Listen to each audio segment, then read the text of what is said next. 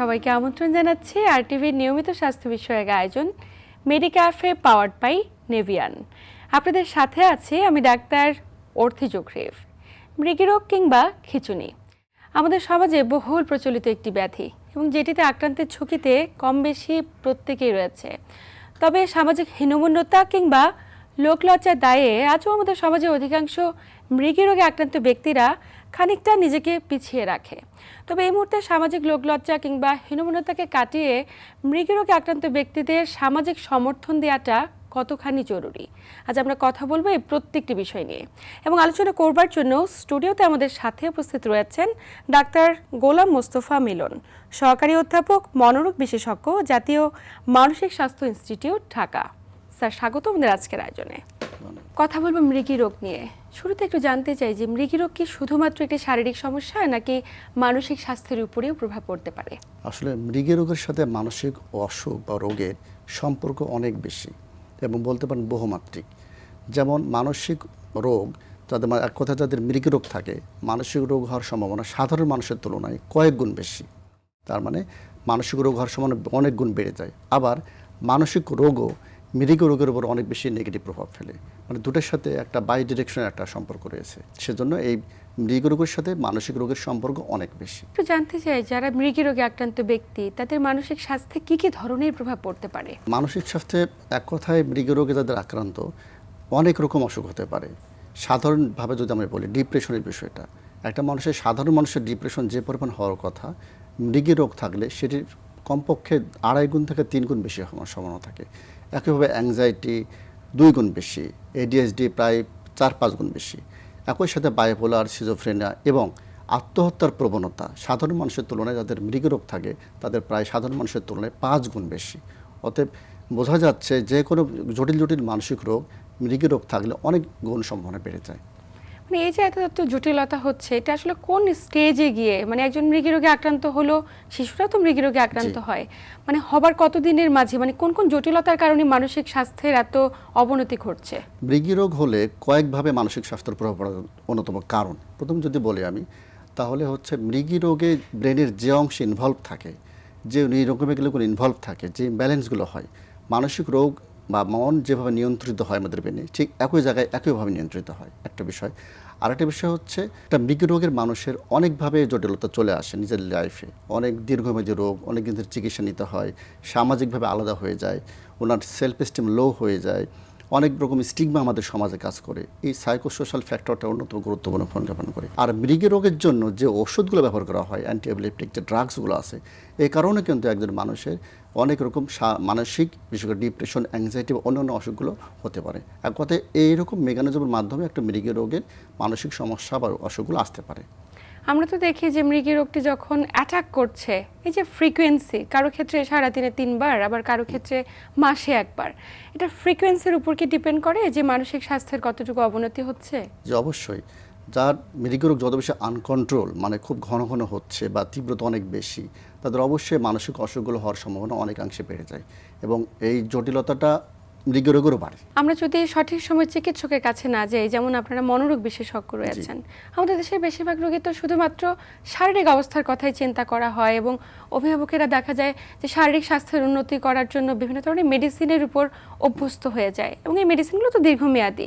একটু জানতে চাই যে কোন ক্ষেত্রে কোন উপসর্গগুলো উপস্থিত থাকলে মনোরোগের কাছে যাওয়াটা খুব জরুরি? এক কথায় আমরা যদি সাধারণভাবে বলি, ডিপ্রেশন বা অ্যাংজাইটির সিমটমগুলো আমরা মোটামুটি অনেকটাই আলোচনা হয় টিভি, ফেসবুক, বিভিন্ন জায়গায়। ডিপ্রেশনের যদি বলি, একটা মন খারাপ আর ডিপ্রেশন পার্থক্য কিন্তু আলাদা। একটা মানুষের স্বাভাবিক কিছু ভালো লাগে না, আবার কিছু আনন্দের কিছু করলে ভালো লাগতেছে। আমার মনটা খারাপ, টিভি দেখতে ভালো লাগে, ফেসবুক দেখতে ভালো লাগে, আড্ডা দিতে ভালো লাগে।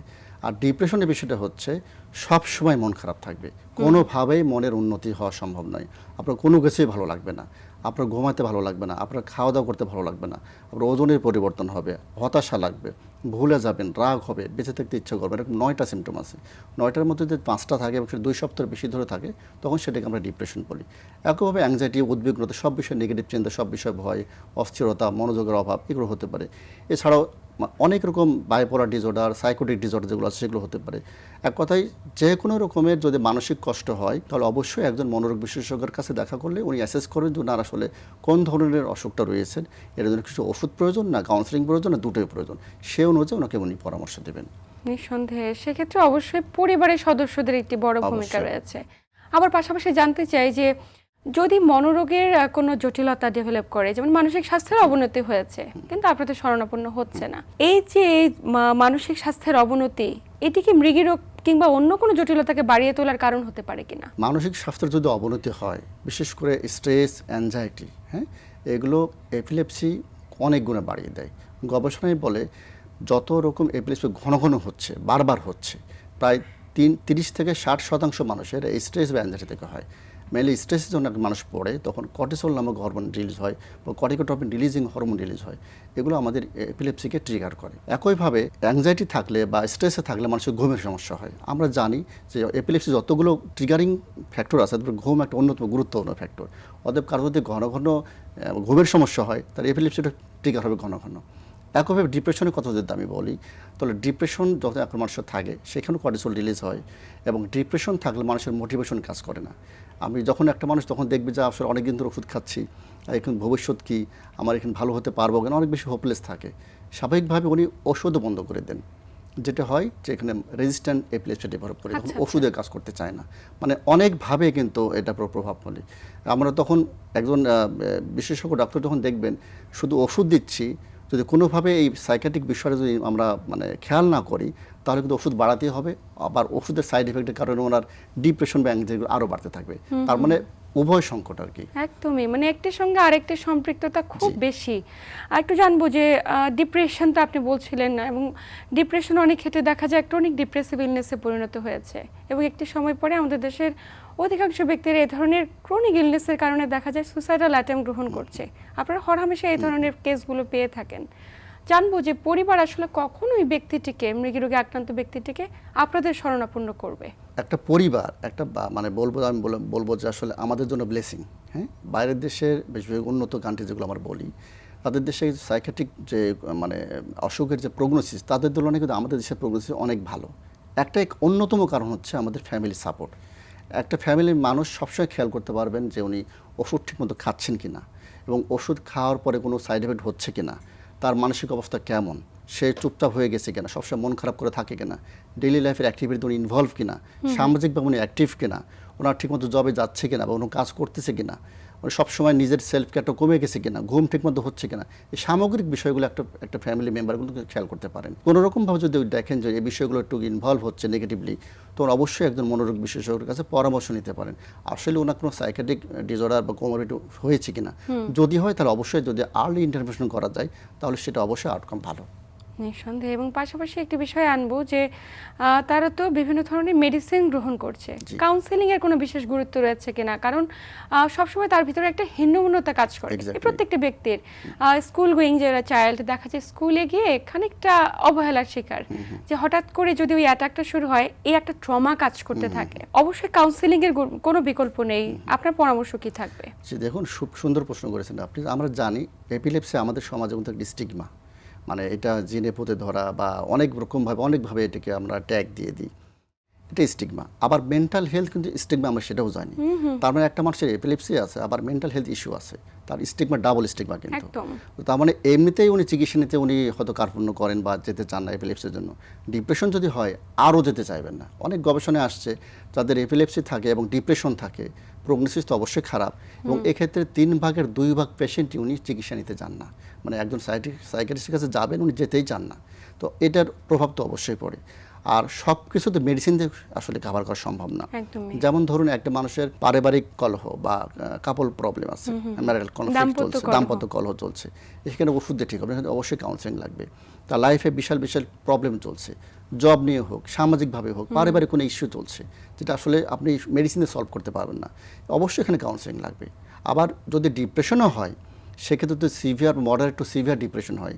শুধু মেডিসিন এখানে যথেষ্ট নয় সবসময়, আচ্ছা। ওষুধ এবং কাউন্সেলিং যদি আমরা দিই, বিশেষ করে সিভিটি, এখানে খুব দ্রুত এবং স্থায়ী একটা সমাধান সম্ভব।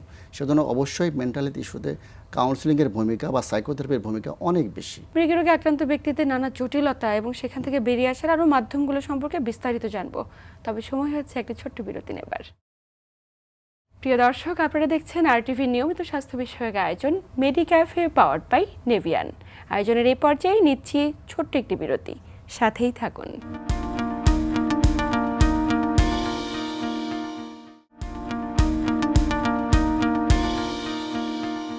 প্রিয় দর্শক, বিরতির পর আবারও সবাইকে স্বাগত জানাচ্ছি আরটিভির নিয়মিত স্বাস্থ্য বিষয়ক আয়োজন মেডিক্যাফে পাওয়ার্ড বাই নেভিয়ান। আপনাদের সাথে আছি আমি ডাক্তার অর্থি জোখরিফ এবং আমার সাথে আছেন ডাক্তার গোলাম মোস্তফা মিলন। স্যার, বিরতির পর আবারও স্বাগত আমাদের আজকের আয়োজনে। বিরতির আগে কথা বলছিলাম যে এই যে এত শারীরিক জটিলতার পাশাপাশি মানসিক স্বাস্থ্যের অবনতি ঘটে মৃগী রোগে আক্রান্ত ব্যক্তিদের। আমি যদি একটু জানতে চাই যে আসলে আমরা যখন ডিপ্রেশনে পড়ি, মৃগী রোগে আক্রান্ত ব্যক্তিরা বিশেষ করে ডিপ্রেশনের উপসর্গগুলোতে আমরা খুব একটা অবগত নই বা পরিবারের সদস্যরা বোঝে না। একটু যদি শিশুদের বিষয়টিতে আসি, যে শিশুরা অনেক ক্ষেত্রে বুঝিয়ে তুলতে পারে না, কিংবা তারা মনে করে যে তাদের কাছে তাদের পড়াশোনাটা অনেক বেশি ভার লাগছে, অভিভাবকরা ওই সময় বুঝে উঠতে পারে না যে কি করবে। আপনার পরামর্শ কি থাকবে? যদি শিশুদের ক্ষেত্রে বলি, শিশুদের ডিপ্রেশন কিন্তু অনেক হয়। আমরা বলি যে শিশুদের ডিপ্রেশন, শিশুদের মন খারাপ কি, ও খেলাধুলা খেলনা পাচ্ছে, খেলতেছে, বাইরে যাচ্ছে, যা খেতে যাচ্ছে তাই দিচ্ছি, ঘুরতে নিয়ে যাচ্ছি, কিন্তু শিশুদের মন খারাপ আমাদের বলতে পারেন যে বড়দের থেকেও বেশি, এবং তাদের মন খারাপগুলো তারা বোঝাতে পারে না। শিশুদের ক্ষেত্রে যেটা করতে হবে, বলতে হবে কম, শুনতে হবে বেশি। শিশুদের কথা শুনবো, আমরা শুনলে অনেক কিছু বের হয়ে আসবে, কিন্তু আগে যদি একটা শুনে যদি 10টা পরামর্শ দিই, তাহলে ওখানে নিজেকে গুটিয়ে ফেলবেন, নিজের বিষয়গুলো বলতে চাইবেন না। অতএব এখানে প্রত্যেকটা মানুষ একজন সাইকোলজিস্টের ভূমিকা পালন করতে পারে। শিশুদের ক্ষেত্রে কিন্তু একটাই উপায় হচ্ছে ওনাদের কথাগুলো শুনতে হবে, ওনাদের মতো করে বোঝার চেষ্টা করতে হবে। তো আমরা তো বেশিরভাগ ক্ষেত্রে বোঝার চেষ্টা করি না, দেখা যায় যে ডিপ্রেশন ডেভেলপ করছে এবং যখন টিনেজ হচ্ছে, 16 বছর 18 বছর বয়স পেরিয়ে যাচ্ছে, সেটা দেখা যাচ্ছে ক্রনিক ডিপ্রেসিভ ইলনেসে পরিণত হচ্ছে।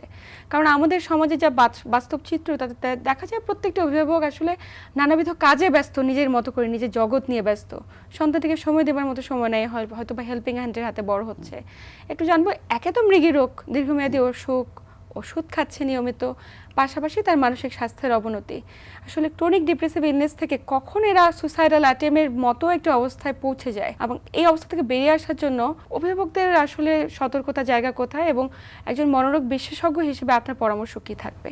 আচ্ছা, এখানে আমি প্রথমে যদি মৃগী রোগের অংশটুকু বলতে চাই, সেটা হচ্ছে আমাদের যারা বাবা মা আছেন, সন্তান যদি মৃগী রোগ থাকে, তার সাথে কথা বলতে হবে যে মৃগী রোগ তোমার এটা দোষ না, বা আমাদের কোনো বিশেষ পাপের কারণে হয় নাই, তোমার বিশেষ ফল্টের কারণে হয় নাই। অতএব এটাকে স্বীকার করতে, মেনে নিতে হবে। এবং এই বিষয়টা অবশ্যই আপনি যেটা বললেন, স্কুলের একটা গুরুত্বপূর্ণ ফ্যাক্টর। স্কুলের টিচার এবং যাদের সহপাঠী, তাদেরকে বলতে হবে অসুখ সম্পর্কে, তাদেরকে আইডিয়া দিতে হবে, যেন তারাও এই চিকিৎসায় অন্তর্ভুক্ত হতে পারে, চিকিৎসা ব্যবস্থায়। কারণ যখন এরকম হবে, অন্যরা অপ্রস্তুত হয়ে যাবে, উল্টো তাকে হয়তো আরও বুলি করতে পারে, সেটা আরও মানসিক কষ্ট আরও বাড়তে পারে। যেন সবাই যে কোনো বিষয় হলে অভিভাবককে ইনফর্ম করতে পারে, তারাই হেল্প করতে পারে, একটা বিষয়। আর ডিপ্রেশনের যে বিষয়টা, ডিপ্রেশনে আমি বলবো যে অ্যাডোলেসেন্ট বা এই যে বয়সটা আপনি বললেন, এই ডিপ্রেশন কিন্তু আরও বেশি বর্তমানে, এটা কিন্তু দিন দিন আরও বাড়তেছে। আমরা বুঝতেই পারতেছেন আমাদের সামাজিকভাবে আমরা কত অস্থিরতার মধ্যে দিয়ে যাচ্ছি, আমাদের সামাজিক কানেকশনটা নাই, আমাদের সবসময় আমাদের বিনোদন বলতে আসলে মোবাইল আর ফেসবুক, হ্যাঁ, এর বাইরে আমরা ভাবতে পারি না, মাঠে খেলতে পারি না। সবার ফ্রেন্ড কয়জন জিজ্ঞেস করেছেন চেম্বারে আসে, বা যখন আমরা দেখি কতজন ফ্রেন্ড, আমার 5 জন ফ্রেন্ড, বন্ডিংটা অনেক কমে গিয়েছে। 5 জন ফ্রেন্ড, হ্যাঁ, কীভাবে তোমার আড্ডা দাও না, আড্ডা দিন, আমার যা আড্ডা হয় ফেসবুকে হয়, বা হয়তো গ্রুপ, হোয়াটসঅ্যাপ গ্রুপ বা কোনো মেসেঞ্জার গ্রুপ খুলে কিন্তু তারা আড্ডা দেয়, তার মধ্যে সামাজিক কানেকশনটাই নাই। আবার যেমন দেখেন 2 জন বাচ্চা একসাথে বসে আছে, খেলার কথা, একসময় কী হতো, বাচ্চারা হয়তো অন্য ক্রিকেট, ফুটবল বা ইনডোর গেমসগুলো খেলতো বা আড্ডা দিত। এখন 2 জন পাশাপাশি থাকলে 2 জন 2টা মোবাইলে বসে আছে, কথা বলছে মোবাইলে দিকে, স্ক্রিনের দিকে তাকিয়ে। তার মানে আমরা অ্যাকচুয়ালি দিন শেষে খুব একা, একদম দিন শেষে একা হওয়ার কারণে একাকিত্ব কিন্তু মানসিক স্বাস্থ্যের জন্য খুবই ক্ষতিকর। আমাদের কিন্তু ভেন্টিলেশন হয় না, আমাদের রাগ, ক্ষোভ, মনের যত রকম কষ্ট, এদের প্রতি ঘন্টায় ঘন্টা তো আমরা সাইকোলজিস্টকে যেতে পারবো না। তার মানে এই যে আমাদের পাশের একজন মানুষকে, কোনো ফ্রেন্ডকে বা কোনো মানুষ কাছের কাউকে বলবো, এটা যে একটা বড় ভেন্টিলেশন, কাউন্সিলিং অটোমেটিক হয়ে যায়, সেটা কিন্তু আমাদের হয় না আসলে। সামাজিকভাবে আমরা এইভাবে নিজেকে আরও দিন দিন দিন দিন মানে আমরা সবাই মানে ইন্ডিভিজুয়াল হয়ে যাচ্ছি, একদমই। একদম একা হয়ে যাচ্ছি। স্যার একটা বিষয় জানবো যে মৃগী রোগে আক্রান্ত ব্যক্তিরা অনেক ক্ষেত্রে অভিভাবকরা মনে করে যে স্বাভাবিক জীবনযাপন করতে পারবে না, পড়াশোনায় অ্যাক্টিভ হতে পারবে না, কিংবা খেলা অন্যান্য যে অ্যাক্টিভিটিসগুলো কোনোটাতে কানেক্টেড হতে পারবে না। আসলে কতটুকু সফল হতে পারবে যদি তারা প্রত্যেকটি বিষয় মেনে চলে? যেটা আমরা প্রথমে ভুলটা করি যে একজন বাবা মা স্বাভাবিকভাবে এখন যখন বাবা মা জানবে আমার ছেলে বা মেয়ে ছোট মানুষ মৃগী রোগে আক্রান্ত, স্বাভাবিকভাবে একটু কষ্ট পাবে। শুধু মৃগী রোগ না, অন্যান্য যদি অসুখও হয়, দীর্ঘমেয়াদী অসুখ, সেটা থ্যালাসেমিয়া হতে পারে, সেটা অন্য দীর্ঘমেয়াদী অসুখ হতে পারে, ডায়াবেটিসও বাচ্চাদের হয়, তো এটা হতে পারে। সব ক্ষেত্রে মন খারাপ হবে, কিন্তু যেটা হয় যে আসলে সবসময় আমার বাচ্চার সামনে এটা বলতে থাকি তোমার এই অসুখ হলো, কীভাবে চলবা, এই সেই, বাবা মা কষ্ট পাচ্ছে, তার সামনে কষ্ট কথা বলছে, নিজেও কান্না করতেছে, ইমোশনাল হয়ে যাচ্ছে। এতে করে বাচ্চা কিন্তু আরও বেশি ডাউন হয়ে যাচ্ছে, যে সবসময় তার সামনে নেগেটিভ কথাই চলছে, যে তোমার এই অসুখ হয়েছে, তুমি করতে পারবা কিনা, চাকরি করতে পারবা কিনা, বিদেশ যাওয়ার কথা যেতে পারবা কিনা, পড়াশোনা তুমি শেষ করতে পারবা কিনা। এই যে হাজার মনের মতো প্রশ্নগুলো বাচ্চার সামনেই বলতেছে এবং মা বাবা সবসময় নেগেটিভ চিন্তা করতেছে, এতে কিন্তু আরও বেশি তার মোটিভেশন কমে যায়।